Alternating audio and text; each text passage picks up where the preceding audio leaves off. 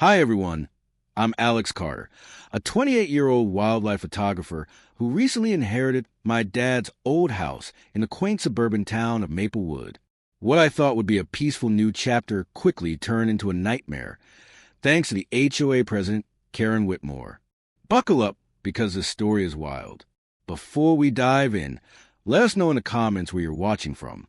I've been holding this in for weeks, and I need to vent about the literal demon disguised as an HOA president who's made my life a waking nightmare. Let's call her Karen, because, of course, I'm Alex Carter, a 28-year-old wildlife photographer who just inherited my dad's old house in this perfectly manicured suburban hellscape. Dad built the place in the 90s, complete with this massive backyard pool shaped like a guitar. He was a classic rock fanatic. The pool's seen better days, cracked tiles, a faded liner, and moss creeping up the sides. But it's my mossy relic. Damn it, Dad. And I rebuilt that pumped together 2 weeks before he died.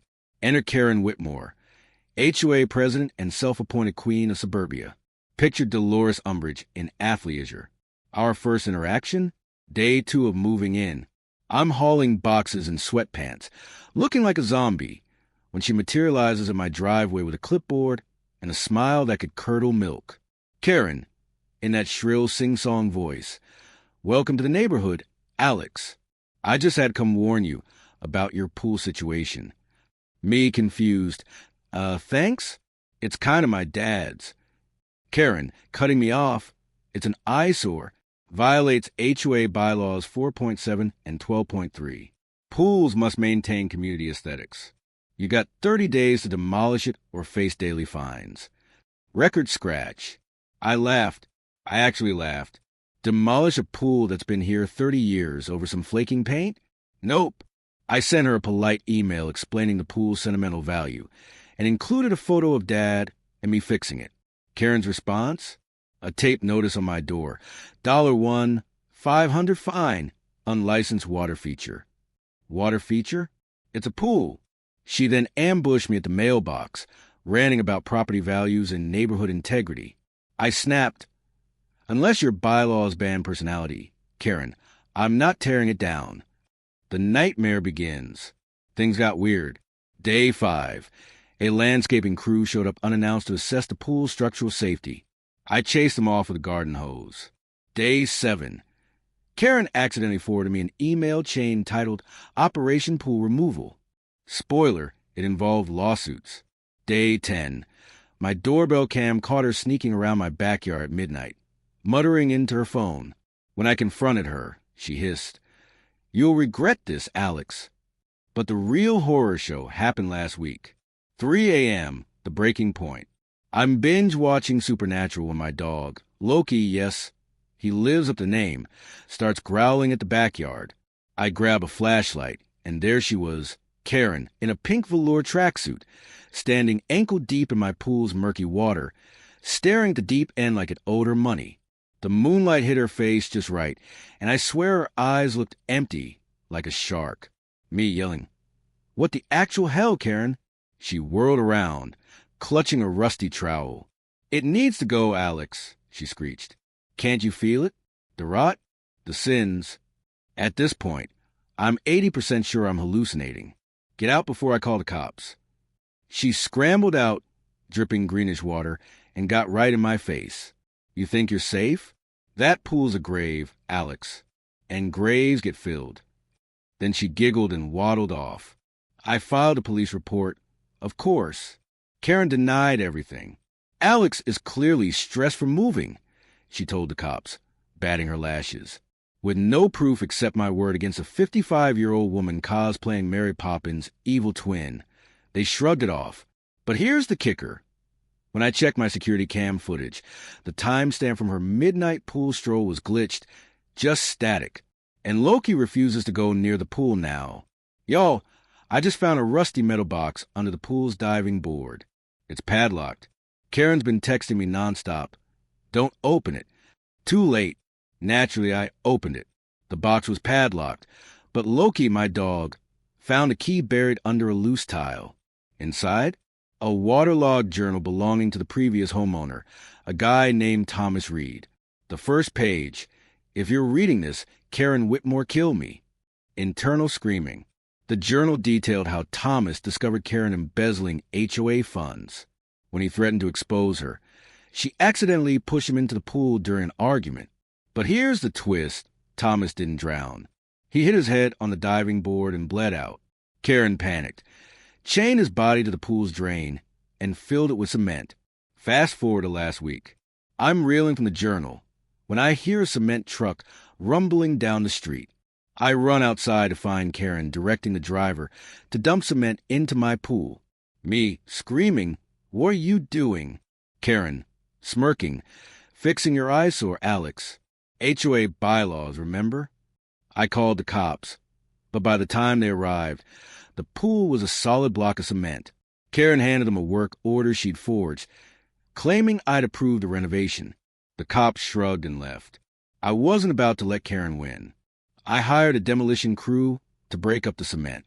Karen showed up mid-scream, ranting about property damage and unauthorized construction. I handed her the journal and said, "Explain this." Her face went white. "That's not mine," she stammered. Thomas was unstable. He made things up. But when the crew hit something solid under the cement, Karen bolted. It was a human skeleton, still chained to the pool's drain. The cops were called again, and the remains were identified as Thomas Reed. Karen was arrested on the spot. While searching Karen's house, the police found $250,000 in cash hidden in her attic. Turns out she'd been embezzling HOA funds for years. But the real kicker? A second journal in her desk, detailing how she killed her first husband in a similar accident 20 years ago. Karen's now facing multiple felony charges, including murder, embezzlement, and tampering with evidence. The HOA has disbanded, and the neighborhood is throwing a block party to celebrate her arrest. While cleaning up the pool debris, I found another rusty metal box under the diving board, because apparently my backyard is a cursed treasure chest. Inside was a hand-drawn map with the words, "The real money is buried where the roses grow." At first, I thought it was a joke. But then I remembered Karen's obsession with my dad's rose garden. She'd always complain about the unsightly thorns and try to find me for overgrown foliage. Now it all made sense. I grabbed a shovel and headed to the rose garden. Loki, my dog, was not impressed. He kept barking at the roses like they owed him treats. I started digging, and after about 20 minutes, I hit something solid. It was a metal safe, buried about 3 feet down. The combination? Written on the back of the map, Karen's birthday, of course. The safe was stuffed with cash, jewelry, and a USB drive. The cash totaled about $500,000, all in small bills. The jewelry looked like it. Belonged in a museum. Diamond necklaces, gold watches, and a tiara, because Karen apparently fancied herself suburban queen. But the USB drive was the real prize. It contained spreadsheets detailing Karen's 20-year embezzlement scheme, along with a folder titled "For Insurance." Inside were photos of Karen with various HOA members looking uncomfortable. Let's just say Karen had a knack for blackmail. I took the evidence to the police, but not before visiting Karen in jail. She was not thrilled to see me. Me smirking. "Found your little stash, Karen." Karen glaring. "You have no idea what you're dealing with, Alex. That money isn't mine." Me. "Oh, I know. It's Thomas Reed's, isn't it? And the HOA's. And probably your first husband's." Karen, snarling. "You think you're so clever, but you're just a pawn in a much bigger game." Turns out, Karen wasn't working alone. The USB drive revealed she'd been laundering money for a local crime syndicate. The HOA was just a front. The syndicate's leader? A guy named Victor Kane, who also happens to be Karen's ex-boyfriend. Victor's not happy about Karen's arrest, the missing money, or the fact that I now have evidence that could put him away for life. While going through Karen's old HOA records, we found a hidden compartment in her desk. Inside was a photo album filled with pictures of Karen and Victor, along with a deed to a property in Mexico. Looks like Karen was planning to skip town with the money, but Victor double-crossed her, and she hid the cash in my backyard as insurance. Last night, I found a burned rose on my doorstep with a note. "Stay out of it, Alex, or you'll end up like Thomas." Loki barked at the note like it was a squirrel, but I'm not going to lie. I'm a little freaked out. I've handed everything over to police, but they're moving slow. So I've decided to take matters into my own hands. I'm teaming up with Sarah, my nosy but resourceful neighbor, to dig deeper into Karen's past. Victor showed up at my house again last night, this time with two goons who looked like they'd been hit with the ugly stick twice. Victor said, "You've got 24 hours to give me the cash, Alex, or I'll turn your little dog into a rug." Me, channeling my inner John Wick, touch Loki, and I'll mail your teeth to Karen in prison. Sarah, meanwhile, was hiding in the bushes with her phone, live streaming the whole thing to the neighborhood Facebook group. By morning, the video had 50K views. Shout out to Brenda from Book Club for captioning it. Local man roasts mob boss. We decided to flip the script. I texted Victor, "Meet me at the pool. Bring a shovel." When he arrived, I'd set up a scene worthy of a crime drama. The cash safe open, the USB drive on top, and Loki sitting guard like a furry gargoyle. Victor's eyes lit up until the cops swarmed in. Turns out, Sarah had tipped them off using the USB evidence. Victor, screaming as they cuffed him, "You're dead, Carter, dead." Me, sipping iced coffee. Tell Karen I said hi. With Victor arrested, I thought it was over. But then, the demolition crew I'd hired to finally fix my pool yelled, Alex? You gotta see this." Under the last layer of cement was a rusted metal door with a biohazard symbol. The crew refused to touch it, so I did what any sane person would do. I Googled how to open creepy underground doors and grabbed a crowbar. Behind the door, a hidden bunker filled with more cash, guns, and a wall of photos, including one of my dad from the 90s, circled in red. A note taped to it read, "He knew too much." Cue existential crisis. I visited Karen in prison, hoping for answers. She smirked through the glass like the Joker at a daycare. Me, what did my dad have to do with this? Karen, he snooped just like you. Some people never learn. Before I could ask more, she dropped the mic. Check the pool filter. Alex, it's not just water that's toxic here. Turns out, Karen had been dumping radioactive waste into my pool for years to keep the HOA fees low. Her lawyer claimed the EPA is now involved. My backyard is a Superfund site, and I'm couch surfing at Sarah's. The map was old and water-stained, but the coordinates were clear. Nassau, Bahamas. Sarah, my nosy but brilliant neighbor, and I decided to investigate. We booked flights, packed sunscreen, and brought Loki because, well, he's my emotional support glow stick. When we arrived, we found the yacht, a sleek white monstrosity named the Karen. And of course, on board, we met Eleanor Kane, Victor's estranged daughter and the actual owner of the yacht. She'd been hiding out after discovering her dad's criminal empire. Eleanor, pouring us margaritas. Karen stole from my dad, then my dad stole from her. It's like Ocean's 11, but with more passive-aggressive HOA emails. Turns out, Karen had been siphoning money from Victor's syndicate for years, stashing in my pool and this yacht. Eleanor had been trying to recover the funds to donate them to charity. Just as we were bonding over our shared hatred of Karen, Victor's goons stormed the yacht.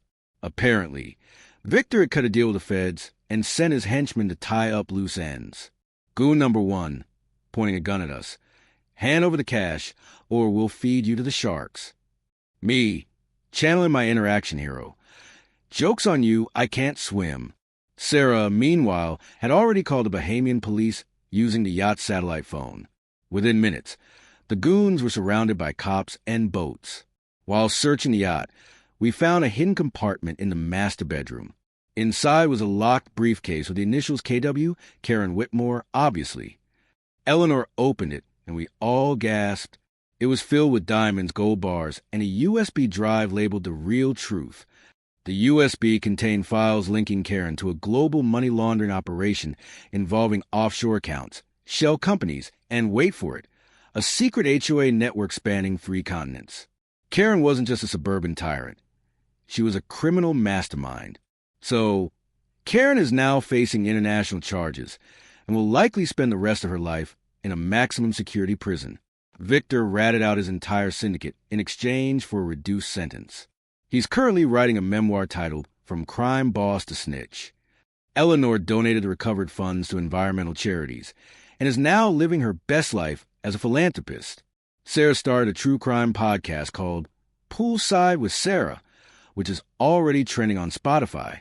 As for me, I'm back home, dealing with the EPA and trying to explain to my insurance why my backyard is a radioactive crime scene.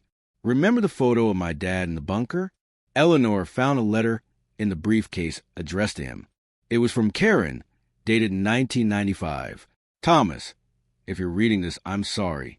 I never meant for it to go this far. But some secrets are too dangerous to keep. Turns out, my dad had discovered Karen's embezzlement scheme decades ago. She killed Thomas Reed to cover her tracks and framed my dad for it. But before he died, he had evidence in the pool, evidence that Karen spent years trying to destroy. Thanks for listening to my story. If you've ever dealt with an HOA, you know how crazy things can get. But I think I've set the bar pretty high for suburban drama. Stay safe out there, and remember, sometimes the quietest neighborhoods hide the darkest secrets.